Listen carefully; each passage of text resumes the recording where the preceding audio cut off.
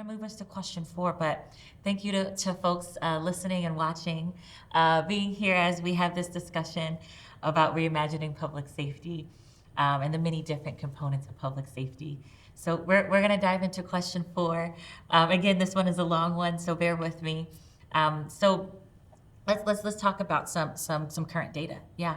So in the recent public meeting on violence prevention, the City of Portland evaluation specialist Brian D'Ambrosio, he reported that gun violence in Portland has dropped by 22% since August of 2023.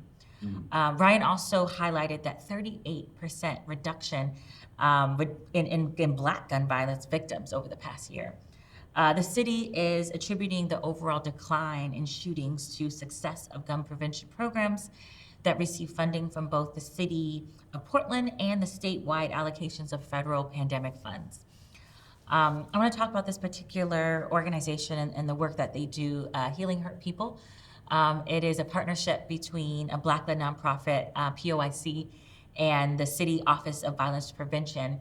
And they implement this work where they offer counseling and outreach to community members at risk of gun violence, as well as folks who are currently victims of gun violence.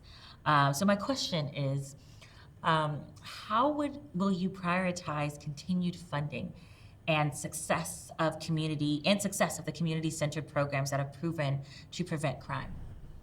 That's a great question.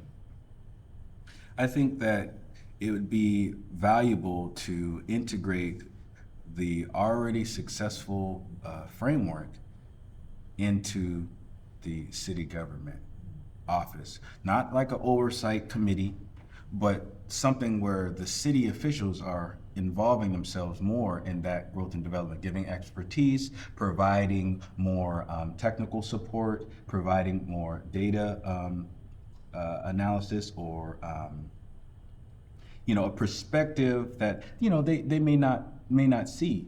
So that is important to kind of bolster the impact, because we want longevity when it comes to gun violence.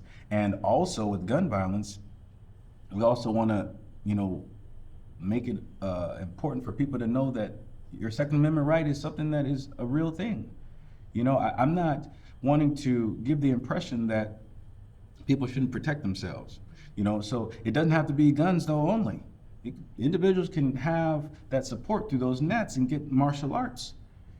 Martial arts tactics, learning how to activate self-defense. So cultivating a few components like that would be marvelous, especially with those numbers. Those numbers are pretty nice, and I would say I hope that they are sound, because that's a beautiful thing. And unfortunately, I haven't heard about it on the national news from what they've been saying about us for all these years. And that's the work that we've been able to accomplish. That's magnificent.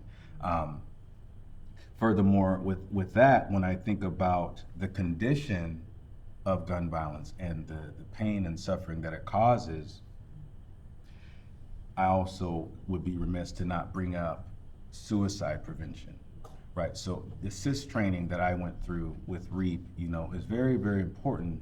And the trainer is something I'm going to be delving into as well, to kind of have another set of eyes, if you will, to kind of get deeper into that prevention, expressing awareness of 988, like letting people know that these things are available, and then creating more capacity, because that's needed. Because if we're doing prevention,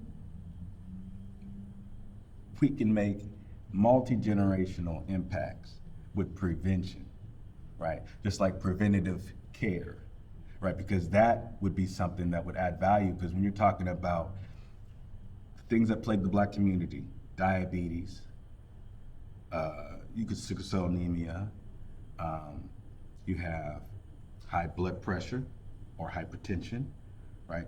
And it's based off of what's in the refrigerator and what we put on our food. So not telling people how to eat, just showing them other opportunities and avenues. Like my life is rooted in plant-based diet, and culturally speaking, we ate plants. And seasonally, we would eat meat. And when it's not even about the eating meat aspect anymore, it's about the fact that they're putting poisonous toxins in the food that we eat, which is causing us to be even more sick. And this is a large scale thing. Monsanto, DuPont. I mean, the list goes on and on of these nefarious organizations and businesses that are plaguing our society. So that's why we have to be preventative. By what?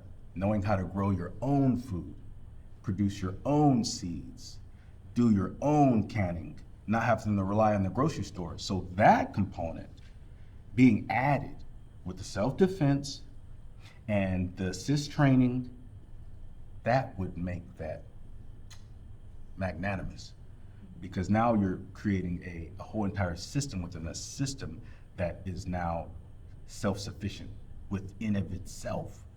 So there's no need to, rely on other individuals or organizational structures outside of that.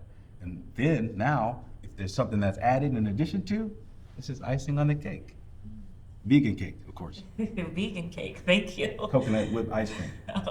I love the picture that you're painting both about this cake, because we got some snacks here, so I'm feeling it. But thank you for sharing your vision of this very holistic system and how we can not only increase the funding for alternative programs, but pair it very nicely with the things that community needs. So I appreciate that so much. And for those listening and watching, we're talking about reimagining public safety, and we're about to get to my favorite part of the conversation, my rapid fire. Before you go into rapid fire, Please, I want do to you just have anything add to say? too. Oh, go for it.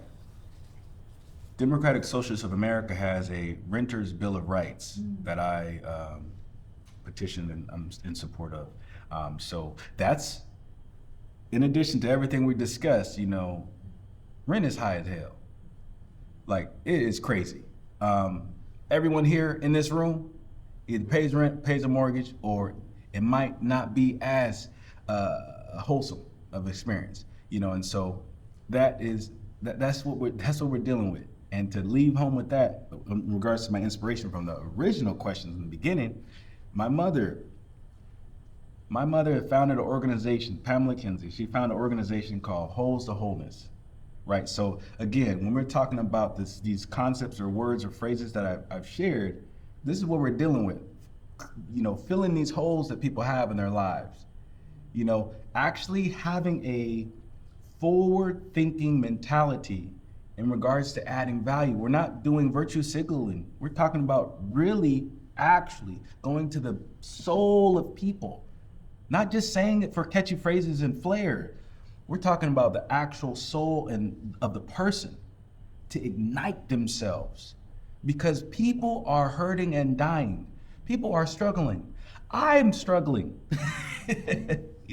There's things that we have to just kind of shift. Portland is said to be known as, weird and odd, and there's some good things for that. So why not we look at the impact of the human dignity that needs to be, exerted from our soul and our spirit. Thank you so much. Thank you for recentering around that healing justice I heard you talking about in the very beginning and bringing it all together.